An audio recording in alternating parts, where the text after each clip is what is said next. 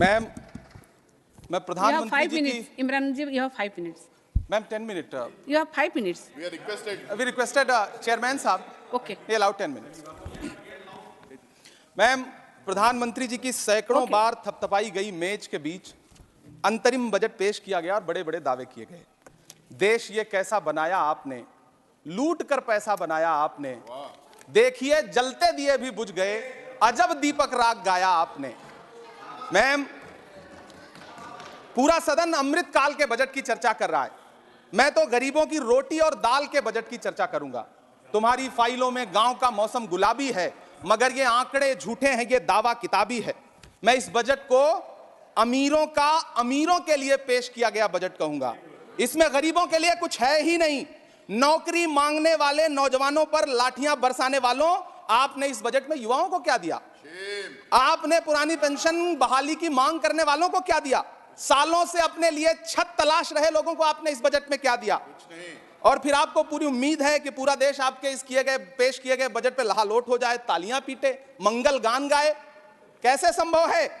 मैं सदन में खड़ा होकर के इस बजट पे चर्चा करते हुए कहना चाहता हूं कि इस बजट में फुटपाथ पर रहने वाले, छप्परों में रहने वाले, झुग्गियों में रहने वालों के लिए क्या है, उनके लिए क्या है, जो प्रधानमंत्री के किए गए वायदों की बाट जोह रहे हैं। हर साल फरवरी की खूबसूरत सुबह और सजी हुई संसद से बरसते हुए झूठे वायदों की जवाबदेही कौन तय करेगा?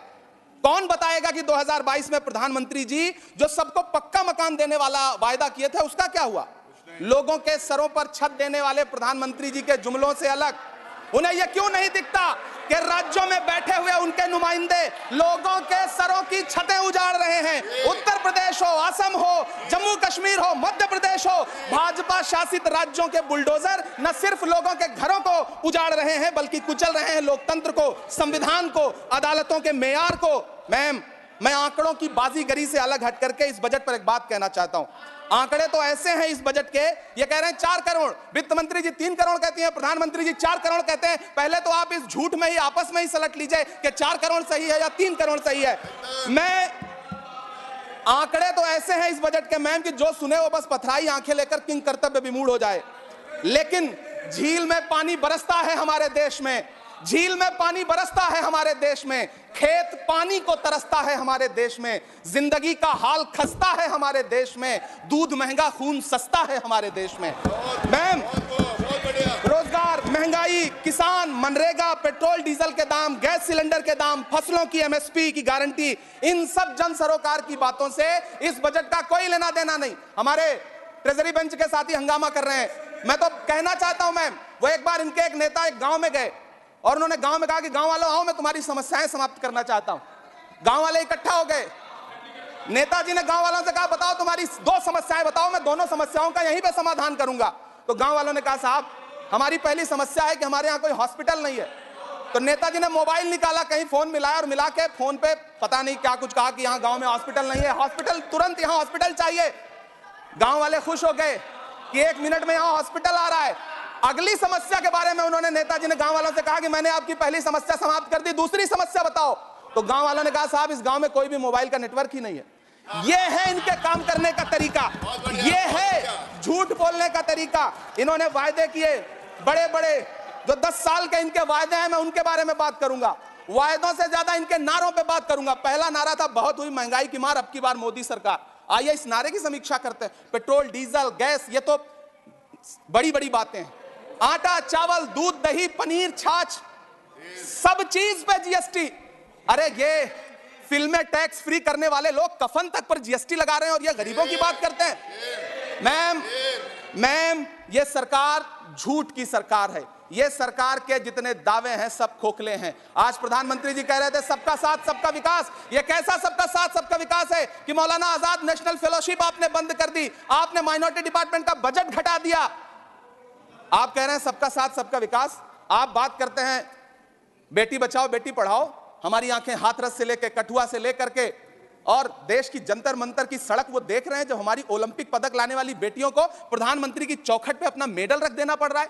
इससे शर्मनाक क्या हो सकता है? मैम, कृषि विकास दर जो 2014 में 4.6% थी, इस वर्ष गिरकर 1.8 कैसे हो गई? क्यों हर दिन 31 किसान आत्महत्या करने को मजबूर हैं? ये सरकार उन पर क्यों बात नहीं करती? कीमत तो बहुत बढ़ गई शहरों में धान की, लेकिन विदा ना हो सकी बेटी किसान की। मौका मिला तो लोगों ने कुर्सी के वास्ते तस्वीर ही बिगाड़ दी हिंदुस्तान की, और आज बड़ी बड़ी बातें कर रहे हैं। मैं यहां पर आपसे खड़ा होकर के मैं अंत में इतना कहना चाह रहा हूं कि वित्त मंत्री जी ने बजट में ट्रेनों के डिब्बे को वंदे भारत कोच में बदलने का एक प्रस्ताव रखा अपने भाषण में। ठीक है, ये सुनने में कानों को बहुत अच्छा लगता है, लेकिन मैम, ये सरकार ट्रेनों की सुरक्षा के बुनियादी मुद्दों पर एक शब्द नहीं बोलना चाहती। बालासोर हादसे में घायल हुए लोगों की चिता की राख अभी तक ठंडी नहीं हुई है। वंदे भारत के वीडियो पोस्ट करने वाली ये सरकार कभी भारत की जनरल डिब्बों की, रेलवे के स्लीपर क्लास डिब्बों की वीडियो अगर पोस्ट करे ट्विटर पे तब समझ में आए। बिहार से, इलाहाबाद से, लखनऊ से दिल्ली आने वाली, मुंबई जाने वाली ट्रेनें देख लीजिए, उनकी हालत देख लीजिए, तो आपको लगेगा कि ये वही ट्रेनें हैं। आज स्थिति यह है कि रेलवे स्टेशन तो छोड़िए, रनवे पर खाना खिला रही हैं आपकी प्राइवेट एयरलाइंस। अभी आपने जुर्माना लगाया है, नोटिस दिया है कि एयरलाइंस को, यह स्थिति आपने करके रख दी है ट्रेनों की, एयरलाइंस की। ऐसे में मैम, कागजों पर तो आप कितना भी वंदे भारत और बुलेट ट्रेन सर पर दौड़ा लीजिए, लेकिन असल में भारत की ट्रेनों की डिब्बों की सवारियों की हालत देखने लायक है। अगर सरकार खुली आंखों से उसे देखना चाहे तो देखे और उनकी स्थिति सुधारे।